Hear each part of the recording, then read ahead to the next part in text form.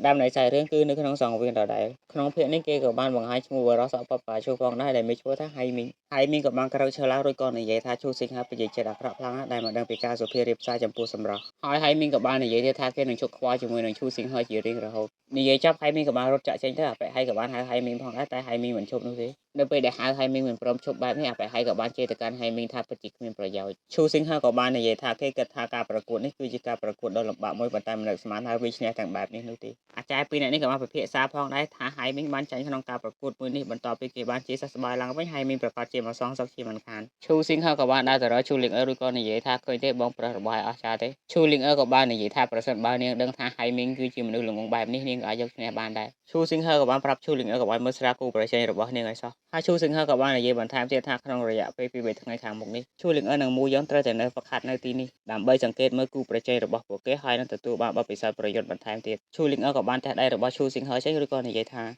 នាងគឺស្ថិតនៅព្រលឹងផ្កាយដំណាក់កាលទី2ដូច្នេះឈូសិង្ហមិនចាំបាច់មកណែនាំនាងនោះទេជូកើលីឡុងក៏បានមកនិយាយថាទោះបីជាឈូលីងអឺស្ថិតនៅព្រលឹងផ្កាយដំណាក់កាលទី2ក៏ដោយក៏នាងនៅតែខ្វះខាតរួចជូកើលីឡុងក៏បានសន្យាជាមួយនឹងឈូលីងអឺថាប្រសិនបើឈូលីងអឺឈានដល់ព្រលឹងផ្កាយដំណាក់កាលទី3ក្នុងរយៈពេលតែ1ខែនោះជូកើលីឡុងនឹងប្រកួតខ្សែកហ្វ៊ីនិចទៅឲ្យនាងនេះបានធ្វើឲ្យឈូលីងអឺមានការសប្បាយចិត្តជាខ្លាំងនាងក៏បាននិយាយថានាងនឹងខំប្រឹងហ្វឹកហាត់ដើម្បីឈានដល់ព្រលឹងផ្កាយដំណាក់កាលទី3ឲ្យបានចាប់តាមដែលអាចធ្វើទៅបានរួចមកមូយ៉ងក៏បាននិយាយទៅកាន់ជូកើលីឡុងថាប្រសិនបើគេឈានដល់ព្រលឹងផ្កាយដំណាក់កាលទី3តើជូកើលីឡុងព្រមរៀបការជាមួយនឹងគេដែរទេជូកើលីឡុងក៏បាននិយាយថានាងមិនស័ក្តិសមធ្វើជាប្រពន្ធរបស់មូយ៉ងនោះទេតែបើមូយ៉ងនៅតែចង់ទៅទួចតាមនាងនោះមូយ៉ងត្រូវតែយកឈ្នះឈូសិង្ហជាមុនសិនគ្រាន់តែបានលើកបែបនេះភ្លាមឈូសិង្ហក៏បានឈប់ងាកមកវិញឬក៏សួរថាហេតុអ្វីបានជាគេជូកើលីឡុងក៏បាននិយាយថាព្រោះតែឈូសិង្ហនឹងគេសង្ហាបន្ទាប់ពីនិយាយចប់នាងក៏បានផ្លុំបេះដូងមួយទៅឲ្យគេនៅពេលដែលទទួលបានបេះដូងពីជូកើលីឡុងបែបនេះឈូសិង្ហក៏បាននិយាយថាដូច្នេះខ្ញុំមិនអាចបដិសេធបានទេនៅពេលដែលមនុស្សគ្រប់គ្នាបានចាក់ចេញឈូសិង្ហក៏បានដើរមករកមូយ៉ងឬក៏ប្រាប់គេថាកុំឲ្យសោកសៅអី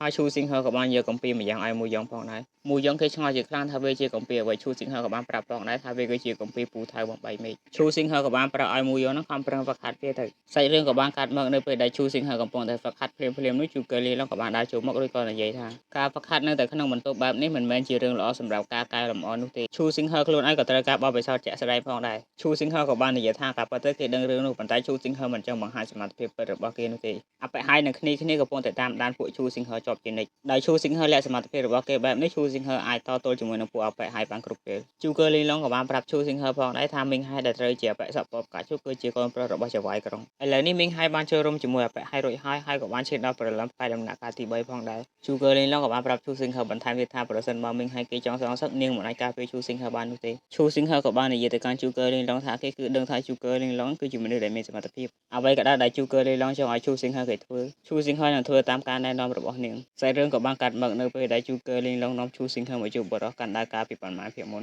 ក្នុងភាគមួយនេះយើងក៏បានស្គាល់ឈ្មោះរបស់គាត់ផងដែរដែលមានឈ្មោះថាសៀវហ្វឹងជូកើលីឡុងក៏បានហៅសៀវហ្វឹងហើយក៏បានណែនាំឈូសិង្ហទៅកាន់សៀវហ្វឹងដោយប្រាប់ថាឈូសិង្ហគឺជាម្ចាស់នៅទីនេះប៉ុន្តែសៀវហ្វឹងគេគឺមិនខ្វល់នោះទេឃើញសៀវហ្វឹងគេមិនខ្វល់បែបនេះជូកើលីឡុងក៏បានប្រាប់ឈូសិង្ហឲ្យទៅធ្វើវាដោយខ្លួនឯងទៅឈូសិង្ហក៏បានដើរទៅលេងជាមួយនឹងសៀវហ្វឹងបន្តិចមុនពេលអង្គុយចុះរួចក៏និយាយថាគេគឺបានលើពីជូកើលីឡុងថាសៀវហ្វឹងគឺជាអ្នកប្រាដើរដ៏ល្អម្នាក់ហើយឈូសិង្ហក៏មានកំពីមួយដែរដែលមានឈ្មោះថាបច្ចេកទេសដើរត្រជាក់កំពូលឈូសិង្ហក៏បានយកម្រាមដៃរបស់គេចុចទៅលើថ្ងាសរបស់សៀវហ្វឹងរួចបន្តប្រាប់ទៀតថាបច្ចេកទេសនេះមានសរុប13ក្បាច់ហើយក្បាច់ទាំងនោះកាន់តែលឿនទៅហើយនេះគឺជាកំពីតែមួយគត់ដែលនៅសល់ក្នុងលោកនេះវាគឺជាជំនាញប្រយុទ្ធកាយ6សៀវហ្វឹងក៏បានសួរឈូសិង្ហថាកំពីនេះមានតម្លៃប៉ុន្មានឈូសិង្ហក៏បានប្រាប់ថាឲ្យសៀវហ្វឹងនឹងធ្វើជាប្អូនប្រុសរបស់គេទៅហើយឈូសិង្ហក៏បានប្រាប់សៀវហ្វឹងបន្ថែមទៀតថាជំនាញប្រយុទ្ធនេះគឺជាអាថ៌កំបាំងនៃគ្រួសាររបស់ឈូសិង្ហចឹងហើយឈូសិង្ហមិនអាចបង្ហាញវាដល់អ្នកខាងក្រៅបាននោះទេសៀវហ្វឹងក៏បានប្រាប់ឈូសិង្ហថាឈូសិង្ហនឹងគឺគ្មានសិទ្ធិនោះទេដូច្នេះឈូសិង្ហក៏បានហៅសៀវហ្វឹងភ្នាល់វិញម្ដងប្រសិនបើសៀវហ្វឹងអាចយកឈ្នះឈូសិង្ហបាននោះឈូសិង្ហនឹងប្រគល់កំពីមួយនេះឲ្យទៅកាន់សៀវហ្វឹងប៉ុន្តែប្រសិនបើឈូសិង្ហជាអ្នកឈ្នះវិញសៀវហ្វឹងត្រូវតែធ្វើជាប្អូនប្រុសរបស់ឈូសិង្ហសៀវហ្វឹងគេក៏បានយកព្រមជូកើលីឡុងដែលបានឈរមើលពីខាងលើឯនេះវិញក៏បាននិយាយថាបច្ចេកទេសដើរផ្កាយ6វាគឺមានតម្លៃខ្ពស់ជាង10000ថ្មផ្កាយទៅទៀតប៉ុន្តែឈូសិង្ហកំពុងតែប្រគល់វាទៅឲ្យសៀវហ្វឹងហើយវាពិតជាគួរស្ដាយខ្លាំងណាស់នេះមើលលើសង្វៀនប្រគល់ឯនេះវិញសៀវហ្វឹងក៏បានប្រាប់ឲ្យឈូសិង្ហចាប់ផ្ដើមទៅឈូសិង្ហក៏បាននិយាយថាឲ្យគេនឹងកម្ដៅសាច់ដុំតិចទៅបើគេអត់បានកម្ដៅសាច់ដុំទេវាងាយនឹងរមូរក្រពើឬក៏របួសហើយឈូសិង្ហក៏បានឲ្យសៀវហ្វឹងកម្ដៅសាច់ដុំផងដែរប៉ុន្តែសៀវហ្វឹងគេថាមិនបាច់នោះទេហើយសៀវហ្វឹងក៏បាននិយាយថាឲ្យឈូសិង្ហនឹងគេវាប្រហារមុនទៅឈូសិង្ហក៏បានសួរបញ្ជាក់សៀវហ្វឹងថាតើសៀវហ្វឹងនឹងពិតជាព្រមឲ្យគេវាប្រហារមុនមែនទេសៀវហ្វឹងក៏បានដកដៃរបស់គេហើយក៏និយាយថាឈូសិង្ហនឹងមានឱកាសវាប្រហារតែម្ដងគត់